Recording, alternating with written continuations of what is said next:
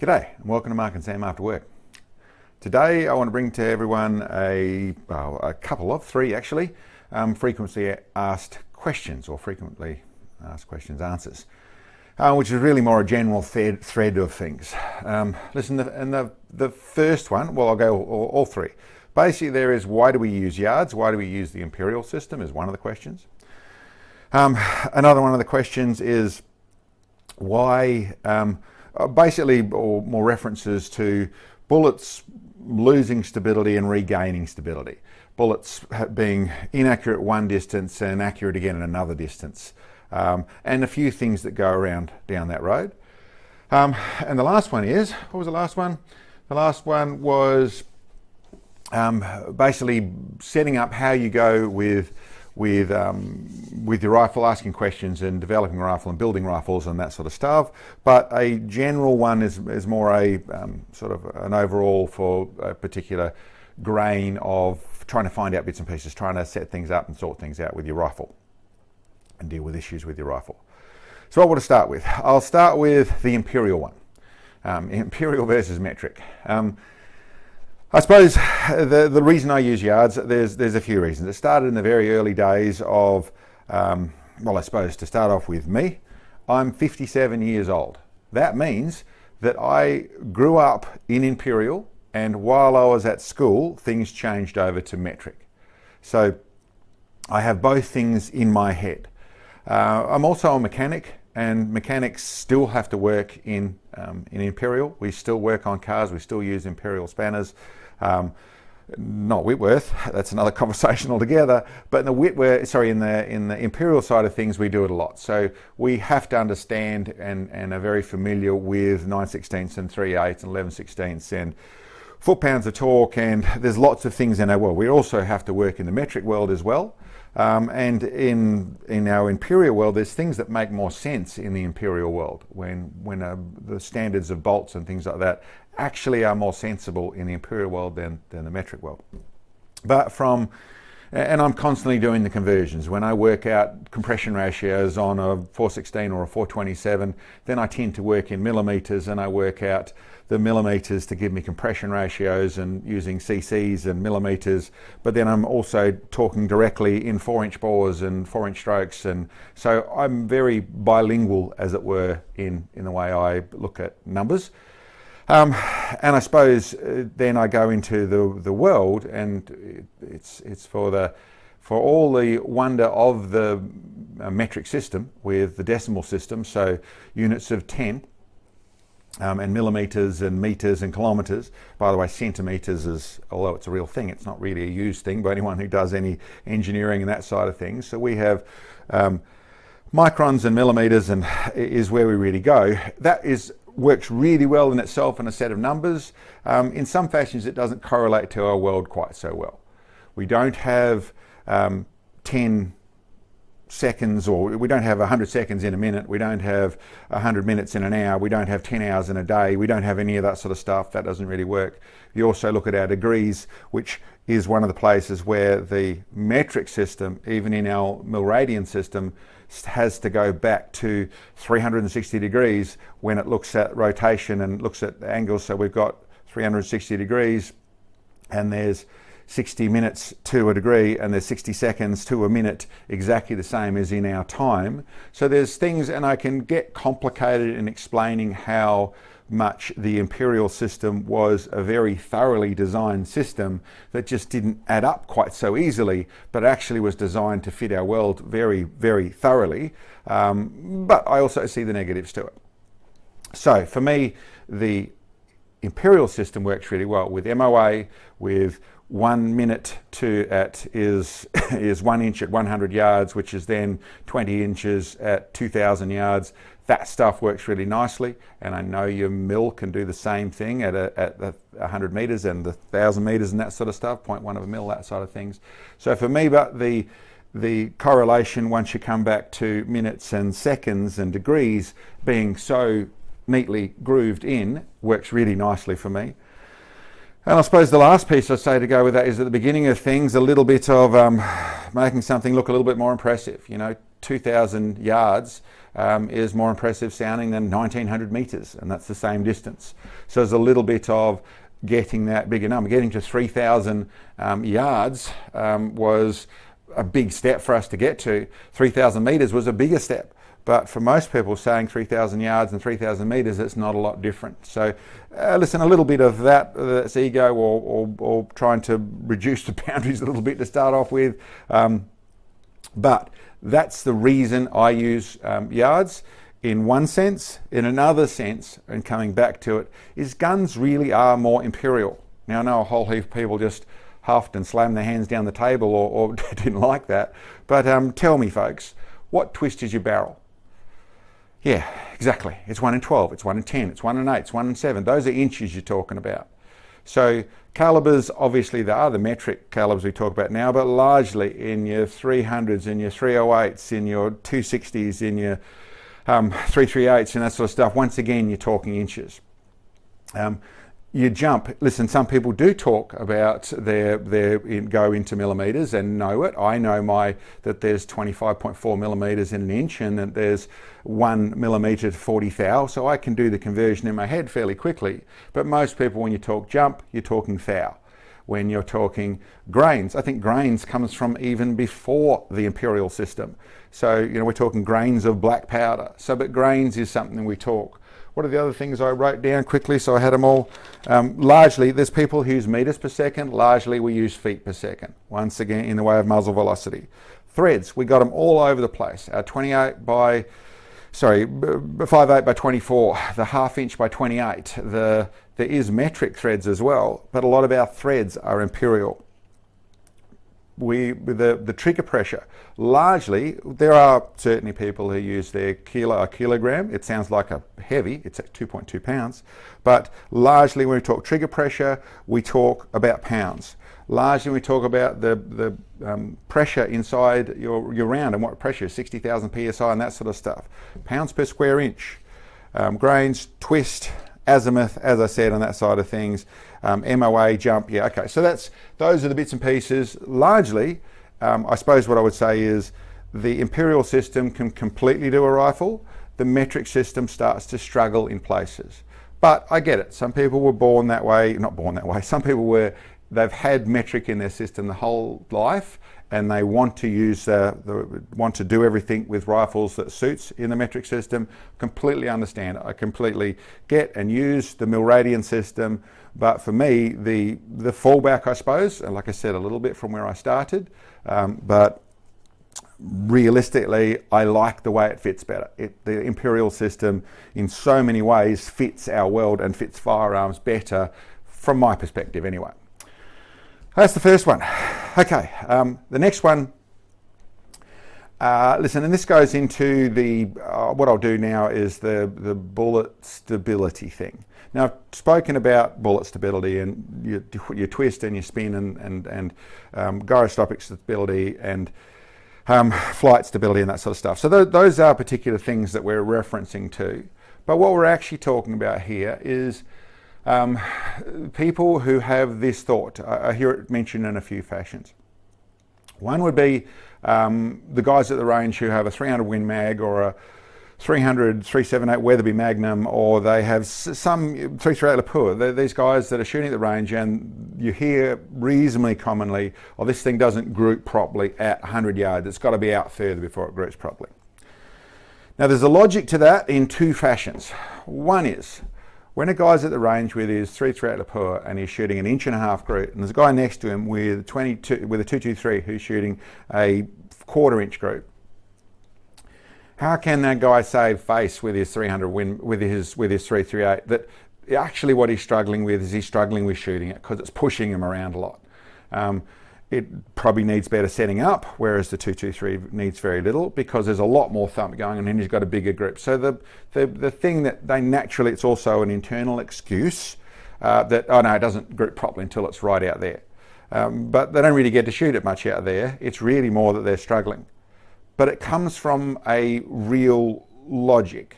And this is a little complex, but It's essentially a oscillation that happens in a bullet. Sometimes when a bullet they use gyroscopic stability, so they're spinning, and that generally, well, that holds them from going to go straight where they're going, keep the bullet traveling in its natural flight path.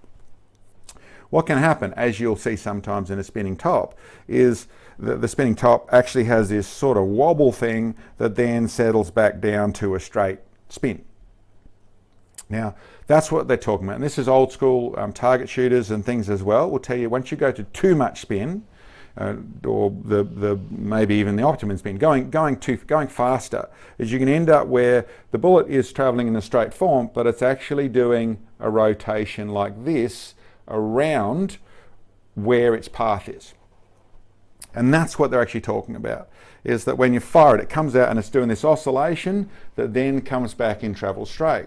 So during that oscillation, if you're hitting the target through that oscillation point, your group's opened up because of it. Now that is a real phenomenon. That really can happen. Doesn't always happen. Isn't just about too much spin or too little spin or any of that sort of stuff.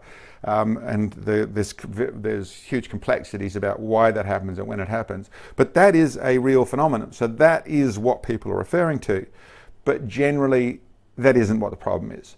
Generally, the problem is they're shooting a hunting rifle off a bag and that sort of stuff. And like I said, it's a great big thumper and it pushes hard and they end up with the large group. But you've got all this rifle that's being outperformed by such a little rifle, it's a convenient thing to say. It doesn't really group at this point. So that's one of the phenomena we're talking about. The next phenomenon, or next question, or next thing that I see and is mentioned quite regularly is that it groups, right at 400 yards it really has problems. It gets better out at 600 yards. Largely, no. That's not what's happening. It's not to do, and what people I've heard mentioned, and I've heard mentioned a few times, it's just through that point there. That point there is where the bullet loses stability, and then it gains stability and it straightens up and shoots out, nice grips out later. Listen, no, not in any sense. Is it conceivable that the bullet runs through a problem at that point and it gets a wobble, gets this oscillation? Yes, that is conceivable. The problem that we have with saying that it gets better later on is, and this is where this conversation gets a little complicated, is that although, yes, for something or other, whether that's a transodic bump, whether that's a wind, whether that's just the point where it all of a sudden it went wobbly, very unlikely, very rare circumstances, but conceivable, is that now how to explain this? The bullet doesn't know where it's going. It has simply the inertia and the release point from the barrel. The spin is there to keep the bullet pointing in the right direction, but that's all it's doing. There's a little bit, it will then track a little bit, there's spin drift, so it's a little bit traction on the air and the way it changes pressure and things, so a little bit curved towards its spin or away. Listen, without getting complicated, it'll a little bit change, but that always is going to happen the same. But if there's any interruption, anything through the path of where that bullet was released to where it impacts, that will change its point of trajectory because it's another force applied on the bullet. We know that for wind. We know that when wind is pushing, it'll move it to a different place. If that wind changes, it'll move to a different place because the wind's different. And in this situation, if you end up where all of a sudden it ends up with a wobble point in it, even though it's going to come back to roughly center, it's not going to come back to exactly center. There's no logical reason for it. It'll be moving, and if you can imagine, if I do this in a big accentuated form, if it's moving around like this and coming back to center, it'll be the shape of this screw that as to where it actually gets, whether it's here or here or here or here, it will move to different places. And that means that once the group has opened up, it will stay opened up. And like I said, hard to describe. If it's been traveling along, it runs through this problem, then it's actually changed its direction a little bit. It travels along, runs into this problem, changes its direction a little bit. Even a little tiny input here, which might have been a large oscillation, but the actual movement of target isn't very much, but then it's changed its direction. So it'll go to a different place because of that. So it's pretty simple physics when you stop and think about it. And it really comes from the fact that it doesn't have a set path of where it's going. It simply has inertia. If you influence that inertia at any stage during that flight, you will change the point of impact. So my simple comment to go with that sort of stuff is that if it does run into a problem, it's rare with the right sort of bullets, but it does happen, then that problem will stay and only get worse the further out it goes. Then you say, but I know a person who had this problem, and that shirt, they have a terrible group at 400 yards and then it gets a really good group at 600 yards. I would suggest there's something else going on. It isn't about magical bullets that go crazy and then come back to the same place. That isn't what this is about. You'll find probably there's something else going on, and it may be the shooting position. It may be a simple change of elevation is actually causing a problem with the shooter's stance. In some cases, it'll be the target. There are crazy things that happen with the grey stuff up here, with our brains, where the actual shape of a target can actually cause people to start to behave differently. It can be that they had a problem on this target, on this range. They know in their head, this is the one I struggle with, and that causes them to start to do silly things. Shooting can be, and anyone who knows the job and does it a lot, for a lot of people, it can get to a point where there's a mental block, as it were, where they start to do silly things at this point, and they don't even realize they're doing it. It's a snowball effect. Listen, that is one scenario. There's another scenario that where they're actually shooting, it appears to be simple to get to, but there's actually a bad mirage on that target that is hard to see, and that's the reason the group is opening up. It can be the shape of the terrain. There can be other things involved. What I'm really trying to say with that is the simple logic of, as said, once the bullet's traveling, any change to it, it may well be, and there are conceivable things, don't let me try and misconstrue this as, yes, there are situations where all of a sudden the bullet will be yawing terribly through one part of its flight because of something to do with the inherent stability of the bullet. But it's not so much losing stability at that point, because it's still, to correct itself at all means it has huge gyroscopic stability in there, but there's something else going on that causes it to yaw, so it's moving around at that point, and if it hits the target at that time, you'll see that the bullet isn't going straight. That is conceivable, and it's conceivable that it will come back to dead straight to where it pushes nice little holes in things. What isn't conceivable is it's going to go from a 6-inch group back to a 4-inch group, because, like I said, it will have changed its trajectory at that point. Okay, and the last one is building rifles, maintaining rifles, basically the mechanical side of your rifle side of things, and your knowledge side of rifle things. There's obviously a certain amount that we try and do and what we offer in the way of information and knowledge and that side of things. There's obviously YouTube in all sorts of ways. You can see how to do everything on YouTube. And then social media and Google and all that sort of stuff to find things out. But if you're really getting into this sport, hobby, activity, and really want to get into the rifles, then my honest advice is to get a working relationship, or to start a relationship with the people, with someone like a gunsmith. So that might be your local sporting store that has a gunsmith in them. It might be the local sporting store that isn't a gunsmith, but they have very good technical advice there. Or it may specifically be a gunsmith. But I'm talking about people that you can go and start a relationship with, to get to know them, to be able to ask them questions, while offering them work. While you've got work to do, whether that's a trigger job, or that's where you're rebarreling, or you're truing an action, or you might be getting into bed your stock. Now, there's a lot of things you want to do yourself in some cases. And I suppose what I'm saying there is I'm not just suggesting you go and start asking the gunsmith if you're not offering him any business. I don't believe that's how the world should work. I believe information is valuable, and you should be rewarding the people that are able to offer you the good information, or able to give you the good information. So generally, you ask a question, those sort of people are going to try and answer things for you because they want to build their businesses and they are part of our community. They want it to be smarter and for things to happen in the right fashion. But in my opinion, it's a very valuable thing to do. It's going to, from the things they can offer you in the way of knowledge, but also in the way of helping you make decisions in the right direction. Recently, one of the things that spurred this comment, or me to say this, is someone asking about A problem they had where they were getting marks on their brass. They had a previous case head separation, and then all the brass was having little marks on it. So what was causing, is it the chamber causing that, or what was causing the marks on the brass?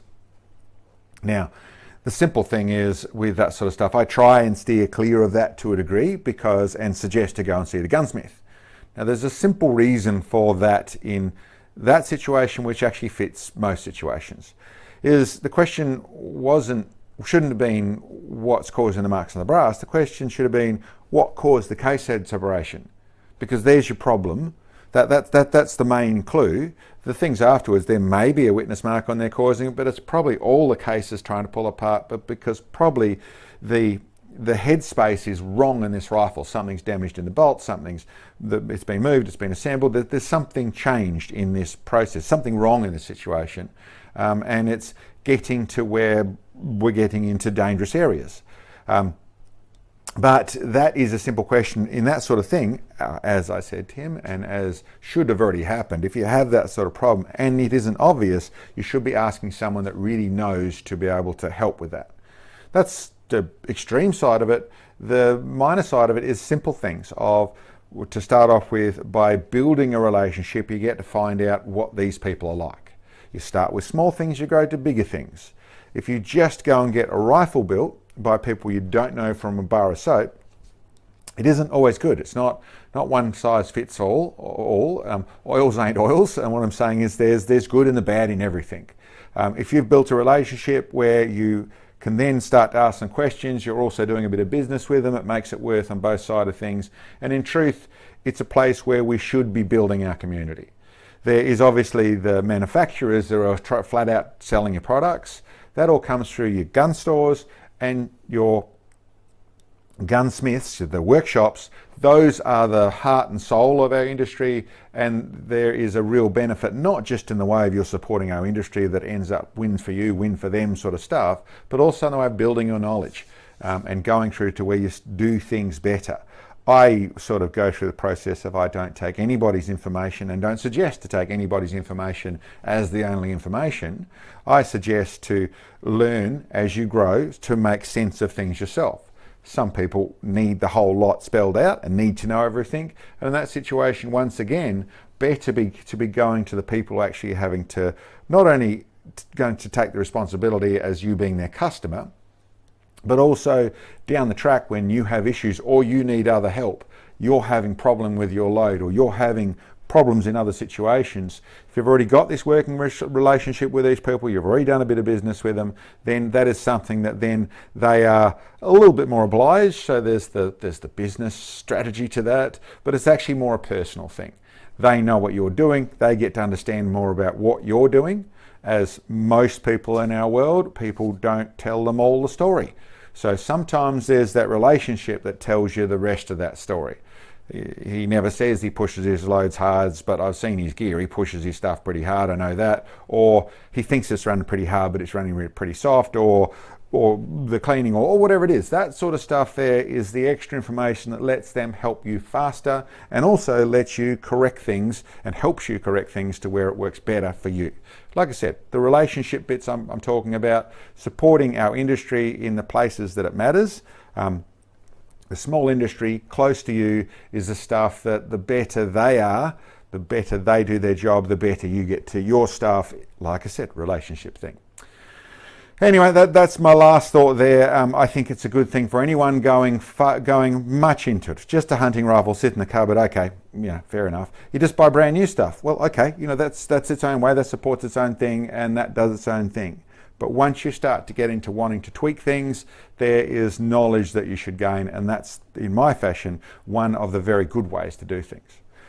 Anyway, listen, that's about it. Those are the three things. The Imperial side of things, where I'm coming from there. The bullet the stability and the changing groups and that sort of stuff. I think that makes all sense of trying to make sense of that stuff there. And that build a relationship with a local gunsmith sort of stuff.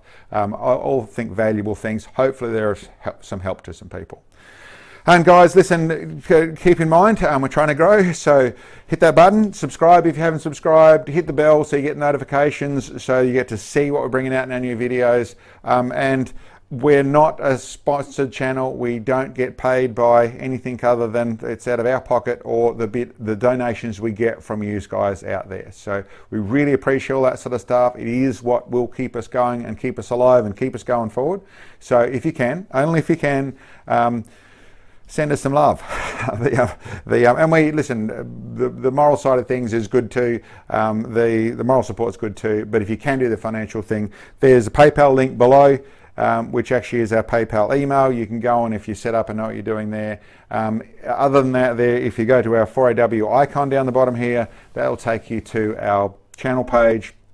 There's the PayPal icon in the banner there. If you go into that, that can automatically do that stuff, whether you choose to do a monthly subscription or just a donation, all that stuff can happen through there. And then there's over on our web store where we have the support bits as processed there, plus a fair few bits and pieces that I've built to help with the precision shooting side of things. But like I said, if you can, other than that, listen, thank you very much for checking in. I hope you enjoyed the video. I hope it's of worth to someone out there. And thank you. We'll see you next time.